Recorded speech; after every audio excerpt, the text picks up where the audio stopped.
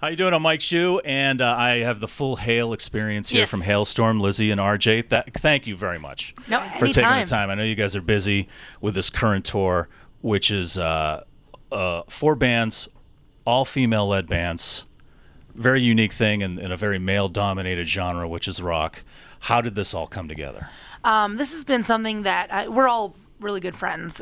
Me and Mixie and Ash and Maria, and this is something that we've been wanting to do for a long time, but we're all extremely busy people, and so it just literally for years we're like, we got to do it, we got to do it, we got to do it. And finally everybody had the same schedule, and we're like, okay, we have to jump. We have to just jump right now. And it's amazing because not only is it 4 female-fronted bands, but there are actually 13 girls total on this tour. This is the most girls I've ever been on tour with. There is just so much estrogen flying around, I don't even know how to handle it. So, well, I'd like to ask Arejay, because you've been on multi-band tours, festivals and stuff. With this much estrogen in the venue, does it change the vibe, the dynamic in any way that you've noticed? Everything's a lot cleaner. Oh, yeah?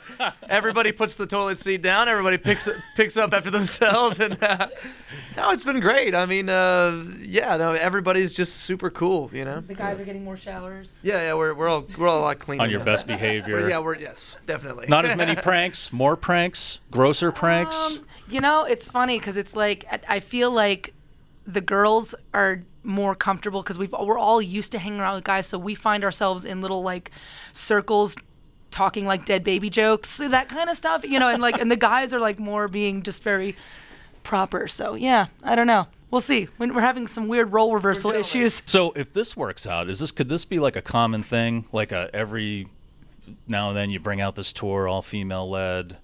I think so. I think that especially considering, you know, today's climate and everything, I think it was just kind of perfect timing for us to do that. And there's, you know, all 4 of us have been working hard for years, you know, and just doing it. And we face, you know, like it or not, we approach in both the positive and the negative, but like we approach rock and roll as females in a different way than our guys do. And so just to be able to be an example of that, there's a lot of girls that are coming out to this tour, like more so, usually it's about 60-40 male female, you know, at any given you know, rock show that we perform at, and it's kind of split down the middle on this tour. So it's really awesome to just kind of be up there and doing what we do and just kind of living proof that these girls can do whatever they want, you know. Do you feel pressure in that, where you say these girls are coming out to see this? Do you feel pressure as a role model at all? You know, I'm more inspired than intimidated by it.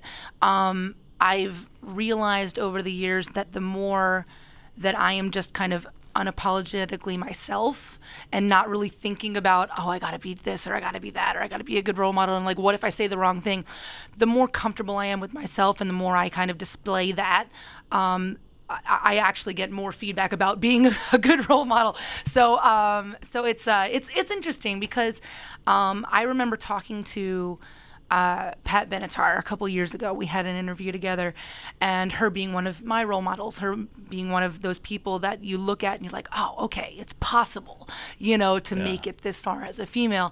And so what I'm seeing right now on this tour is that these girls are kind of looking at all of us saying, oh, it's possible. This is so cool. And so we get a lot of things. We get handwritten letters every single day from these kids, and like actual analog letters, you know, like pen and paper. Right. You Written know? in cursive, and, maybe? That's another thing. That's cursive. There was one last night that was very tiny writing, very like tiny, you know, something like that. Yeah, but well, so that's that's great really because cool it shows that they really appreciate it. Take the time to sit down and write something instead of texting or. Who does it anymore? Yeah, right. Huh? If they really mean it, if they're like sitting down and taking the time. I remember being in school and being in school and really paying attention to my handwriting. Oh, it's gone to hell now.